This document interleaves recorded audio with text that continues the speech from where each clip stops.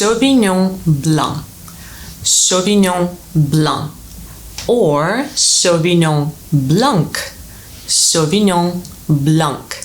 Both options are acceptable. And if you guys want to learn more about Sauvignon Blanc than just how to pronounce it, please keep watching this video. We are talking about it today. Welcome back to my wine diary, everyone. If you're my existing subscriber, thank you for being back here. And if you're new to this channel, please consider subscribing at the very end if you like this video and want to check out my other ones.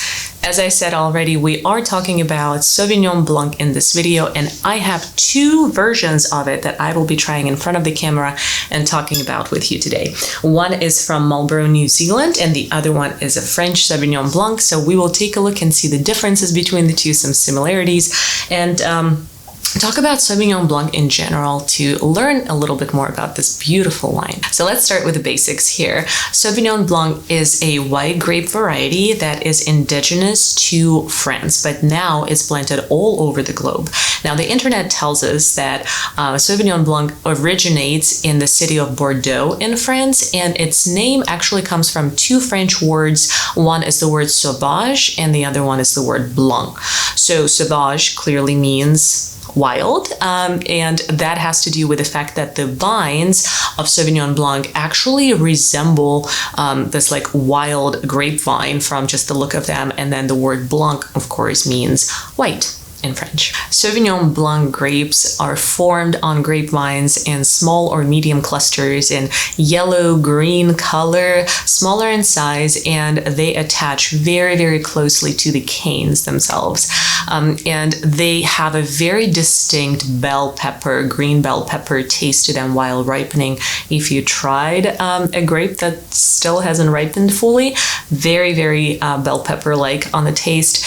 And also, you should know that Sauvignon Blanc is produced mainly for dry table wines, dry white table wines, but sometimes it's blended with other grapes such as Semillon, for instance, or if it is late harvested, then it can be used for sweeter wines production as well. The one thing that I love about Sauvignon Blanc is just how fresh it is. It is a perfect white wine for a hot summer day, or if you're just craving something fresh to almost cleanse your palate with, if that makes sense. So speaking of freshness, on the nose as well as on the palate, this Sauvignon Blanc from Bordeaux that I'm drinking today actually resembles freshly cut grass. It actually smells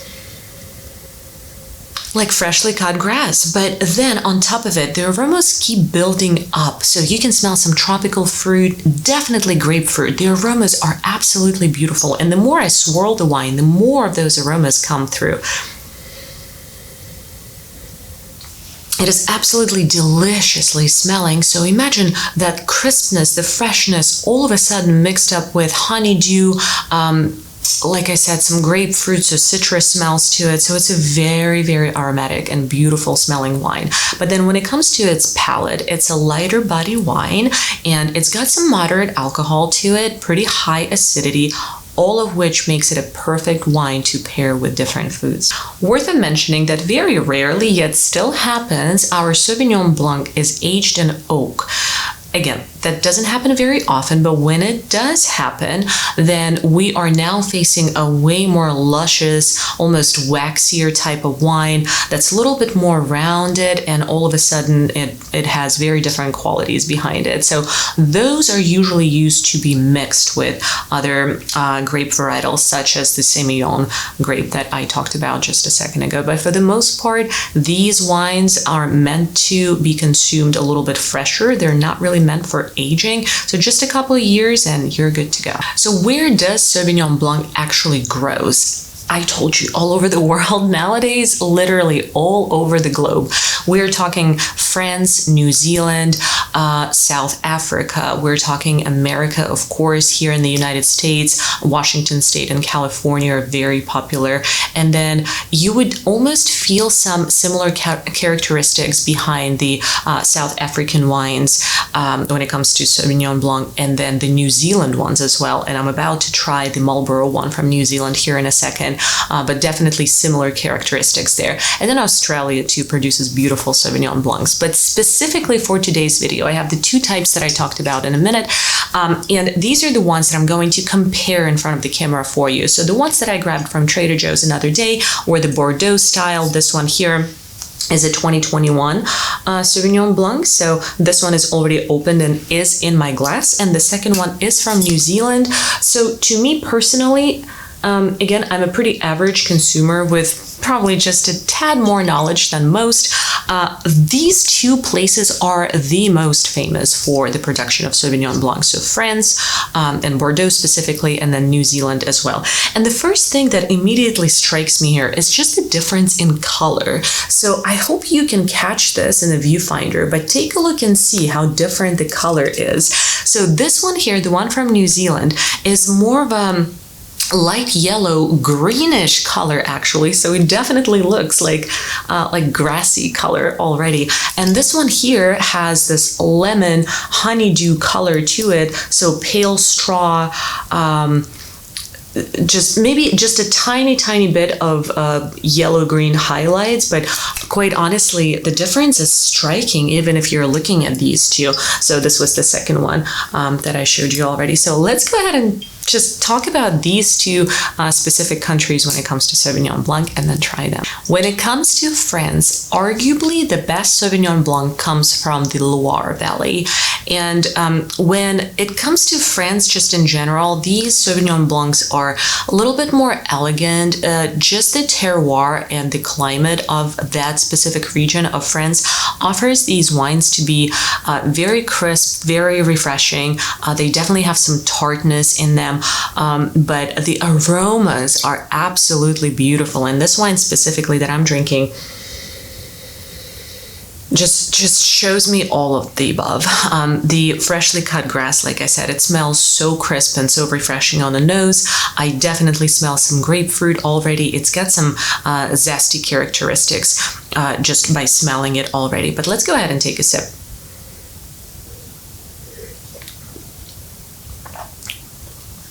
Full of acidity. My mouth is watering like crazy right now.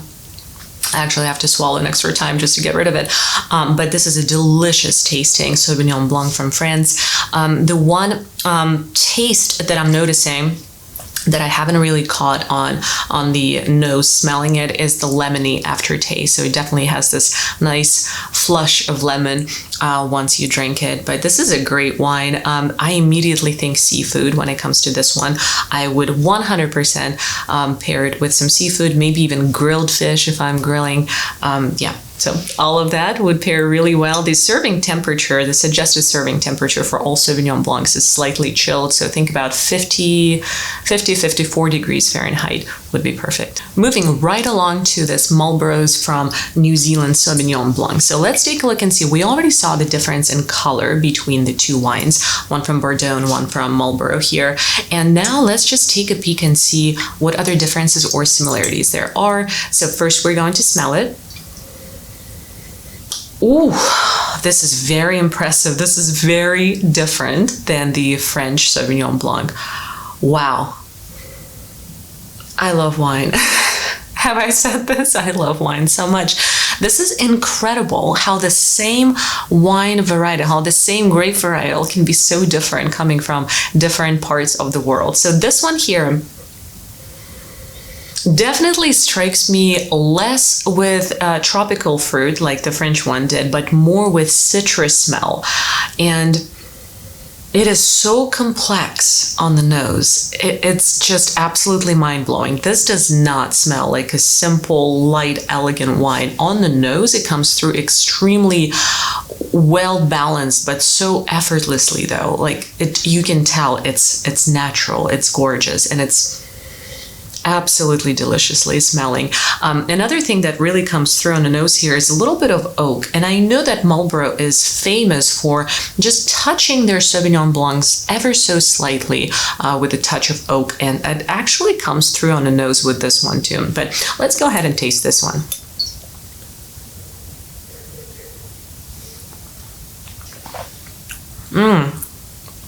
This is a razor sharp acidity on this one.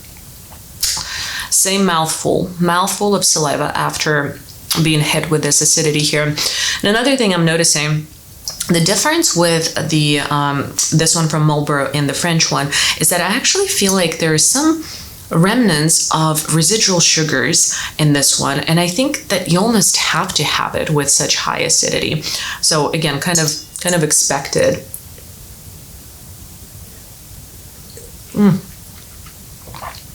Yeah, this one is very different. So on the French side, we dealt with tropical fruit. You know, we had some honeydew, some grapefruit. Here it's more bell pepper, gooseberry, freshly cut grass, a little touch of oak. So, and it's so complex on the nose, and the taste is very different as well. So absolutely mind blown by how different the two wines are, although it's the same grape.